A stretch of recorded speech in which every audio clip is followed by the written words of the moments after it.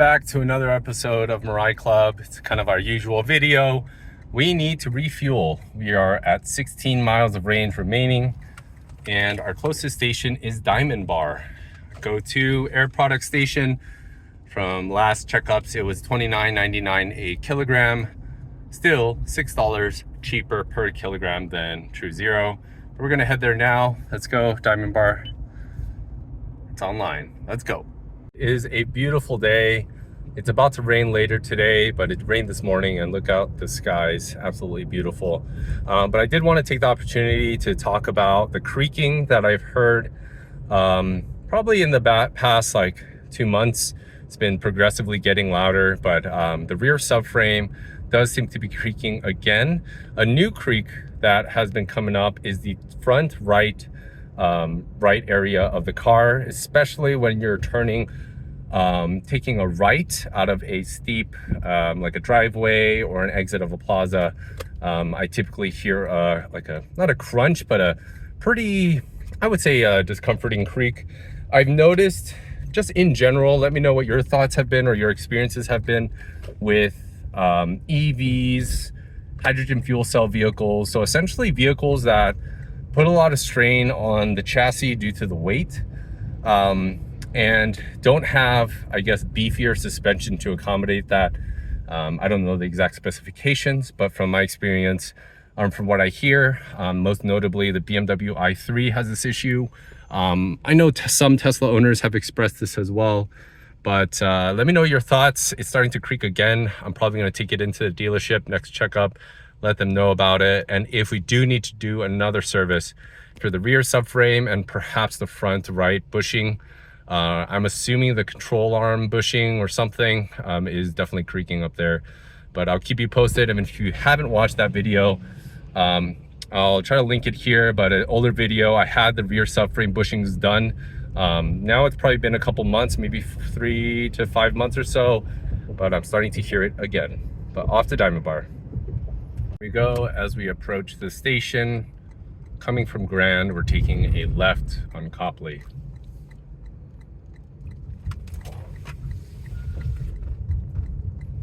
And then, since it is business hours, this gate should be open on our right hand side, first right after Copley, and it is open. We're gonna head in and let's see if there are any other cars. We have one 2023 most likely, Toyota Mirai Limited Gen 2. There we go. There are the air products boxes.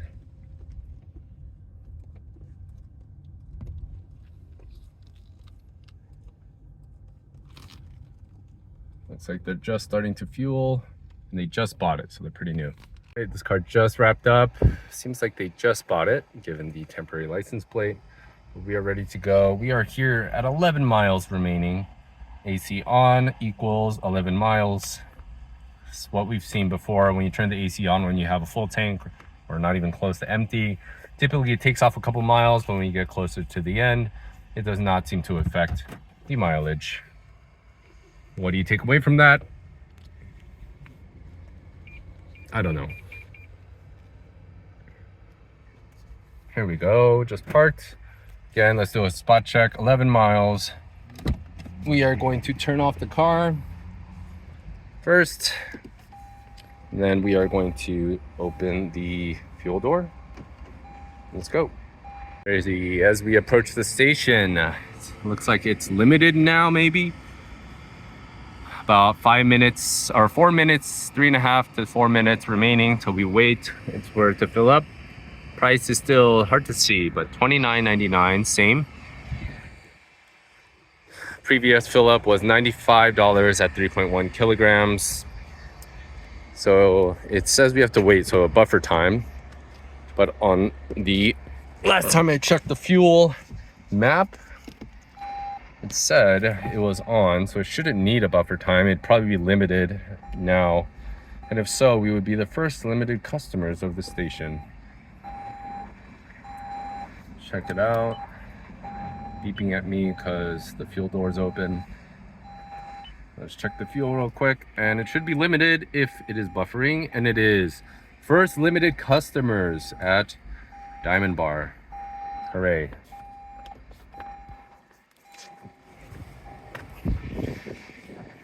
But just so for reference, currently time of day is about almost 4 p.m. So no lines right now. But if you want a nice Crown Vic with some a natural gas Crown Vic, here you go. For you that are curious, since we have to wait, this is what it looks like under the hood of the Toyota Mirai. Like any other car, there is or most cars, there is a cover. I know the orange wires stand for high voltage, I think. We're gonna open it up so you can see what's underneath. But there you go. That is what we're looking at. For those of you that are familiar with the system, please share it in the comments. But there you go.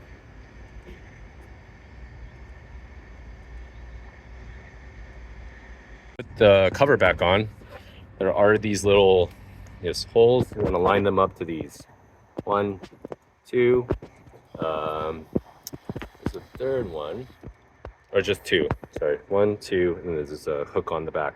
Hooks onto that bar, and you match up these right here. So let's do that. I'll try to show you as best as I can. You want to match rubber grommets, and you can see. And then we're good to go. That's under the hood of the Toyota Mirai as we wait for the fuel station to fill up. Got about a minute left. I'm gonna open the fuel door, remove the dust cover, and this is called the receptacle. I called it a nipple before. That's what it's called. Our last minute, and we had this lovely Mirai Limited coming through. I love the turbine wheels. They went away with it in 2023. Now the limited wheels are essentially the same wheels as the XLE, just with accent chrome, if you will. So, but I love the wheels on that guy right there.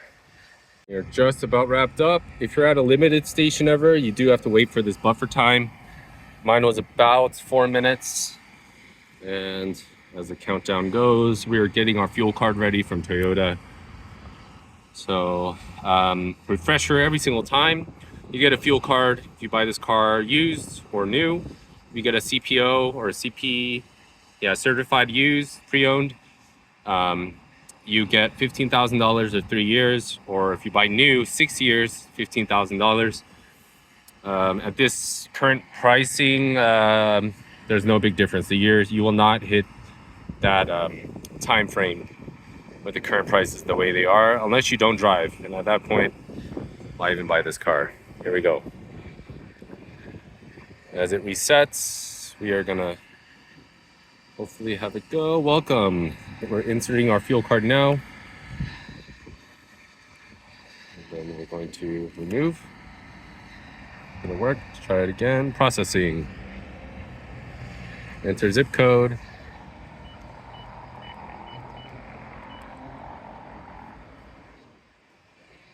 Now receipt.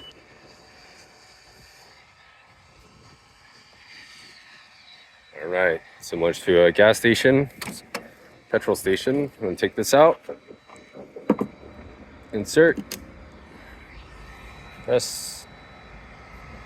And we are fueling at $29.99 a kilogram.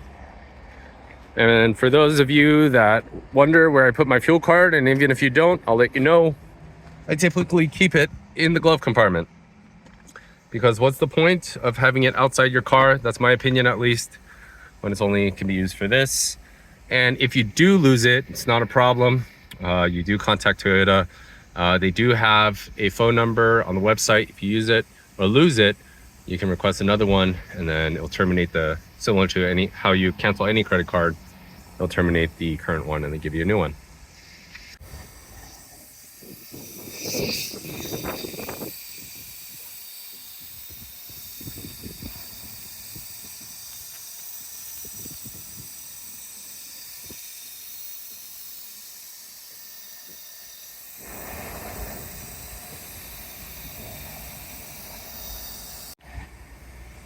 just pause for a second, but currently we are at $78. It is a limited status. So from my experience, what that means is that you don't get a full fill, which is extremely unfortunate. I'm the first lucky one, I guess. One other thing you have to worry about. Yeah. I have this link in my description, but if you wanted to check out a map of the available fuel station and their statuses, you can do so there. And it does auto refresh from my experience, every minute or so. So it's pretty reliable. We're at $109 and 3.6 kilograms so far. Still fueling.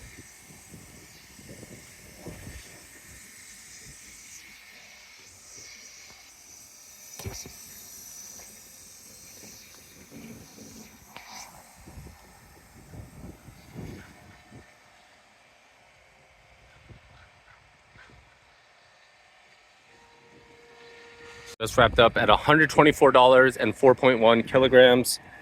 I'm gonna get this off now. Push in with the black, pull with the blue. Comes right off. Then we're gonna close the fuel door, put the dust cover on. Let's get out of here so our fellow Marine owner can get in. Let's turn on the car. And because it's a limited station, I will likely not have a full tank. I'm gonna say about 280. All right, 270. I'm gonna get out of the way first, and then there we go. Just fueled that diamond bar, and we are at 270 with about, I would say, 10 to 15% remaining at the top. And for those of you that are curious, it's a 64 MPGE score. I know some of you care about that, but I reset that the previous fill, and now I'm here. So there you go.